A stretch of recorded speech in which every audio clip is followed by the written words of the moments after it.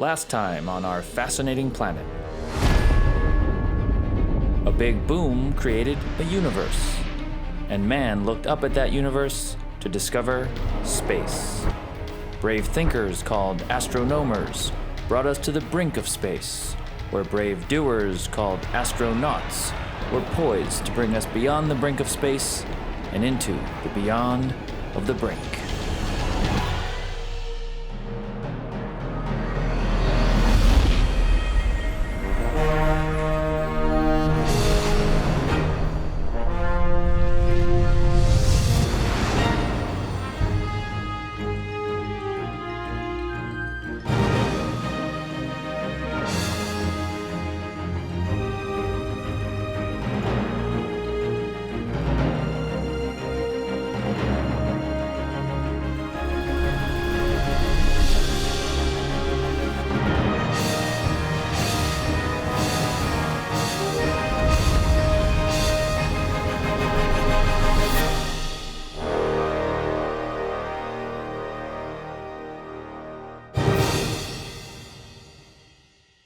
Incredible. Thanks to advances in modern optical technology, today we can look far into the universe. And what we see is breathtaking.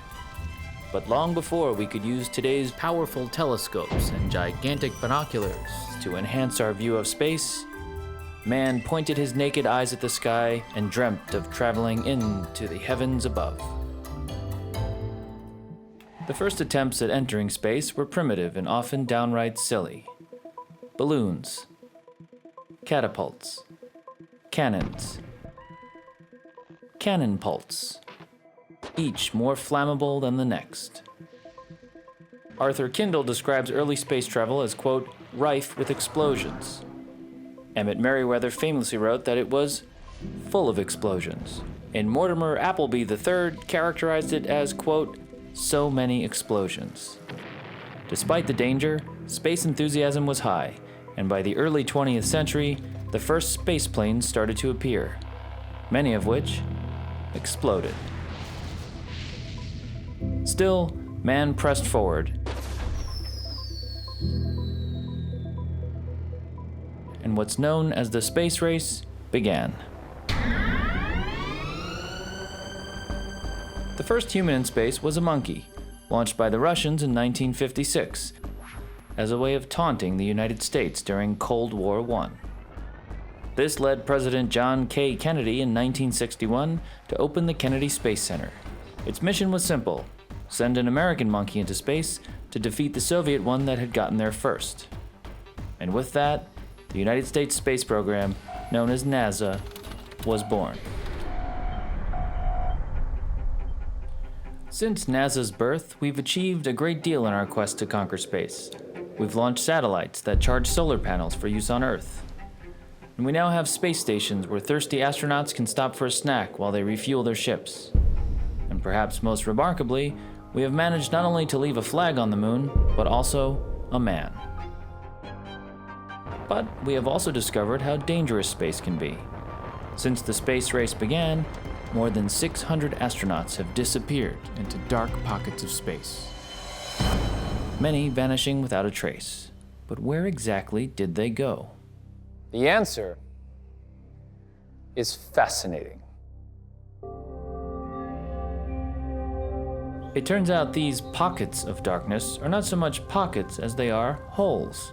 In fact, leading astrologers like Stephen Hawking of Cambridge, Oxford, have called these dark holes black holes due to their blackness and holiness. And using complex equations and powerful magnets, Hawking has proved that these black holes are very real and very deadly. So how do black holes form? Well, space is essentially a gigantic fabric the size of everything. This fabric is constantly being blown by something astroscientists call space wind. The space wind causes the fabric to move and ripple. It also blows the various planets around their respective suns, causing them to orbit. When the space wind gets too strong, it can cause the fabric of space to flap about. When the fabric flaps too hard, stars can shake loose and blow away. The result is what we commonly call a shooting star. When a shooting star whizzes away, it leaves a hole. And this is what we call A black hole. What happens to light in a black hole? Have you ever been to the doctor and when they look inside your mouth and they shine a flashlight? It hits the back of your throat and then it just ends. Many scientists believe that black holes not only devour light, but also other nutritious space matter like asteroids, comets, star dirt, and even astronauts. But how do we detect these black holes?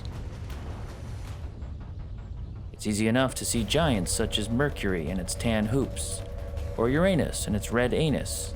But what about space objects that are much smaller, such as black holes, which can often be as small as a typical water slide or even a toilet? Professor Gore Muscope, head of the Space Department at the State University of Space Polytechnic, might just have an answer. A microscope allows us to view small objects. So we asked ourselves, what if we sent a microscope into space? But then, what if we look at the microscope with a telescope? With the help of GPS, UPS, and PMS, Muscope and his team pinpoint the position of a given space microscope. And then, using carefully calibrated miniature rockets, they rotate the floating microscope until it is aligned with a corresponding telescope on Earth. The results are nothing short of incredible. Millions of feet from my eyeball, I'm looking in pristine detail at bits of space rock, as if I could almost pick one up and throw it at someone. Or perhaps just give it to them, peacefully. But more importantly, using this micro-telescopy, we have been able to locate hundreds of black holes that would otherwise suck up passing spaceships or astronauts. But it turns out there's a more profound consequence to all of this blowing space wind. We've discovered that space wind is not just creating holes in the fabric of space, it's blowing into those holes and stretching them out. And that is making even more space.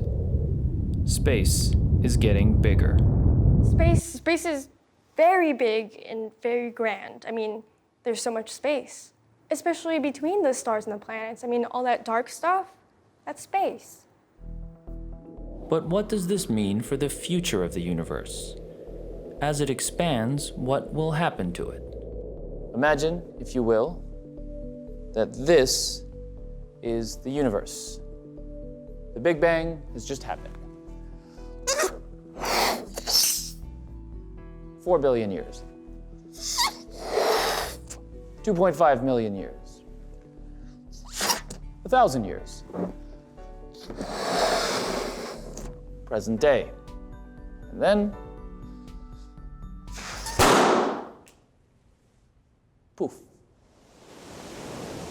We know the universe will explode, probably in the next 200 or 300 years. So today we find ourselves desperately searching for ways to outrun this ticking time bomb before it kills us.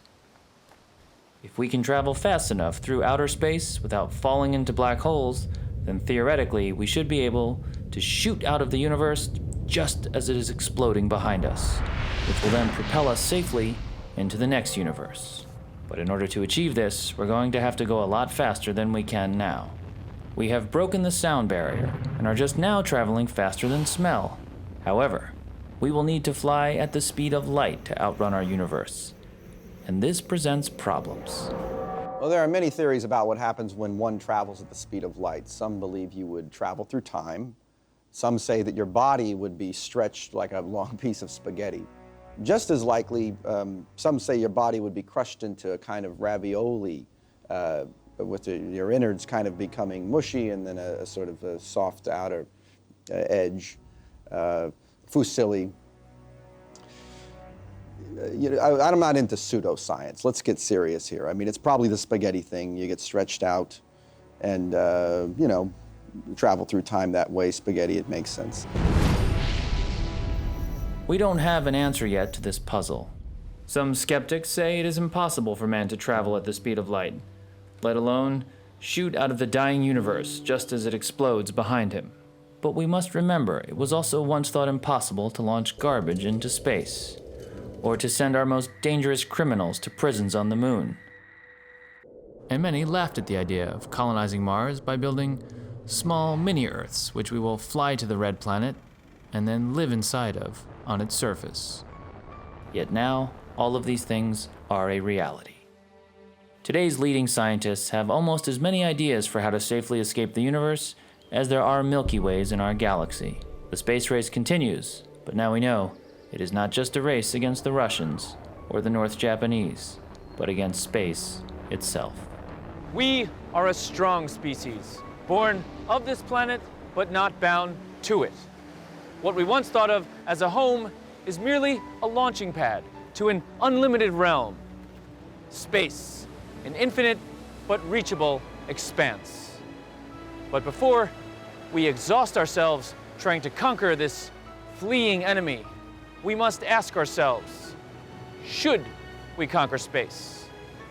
We need to conquer space no more than we need to conquer ourselves, because ultimately we are space, especially those of us who dream.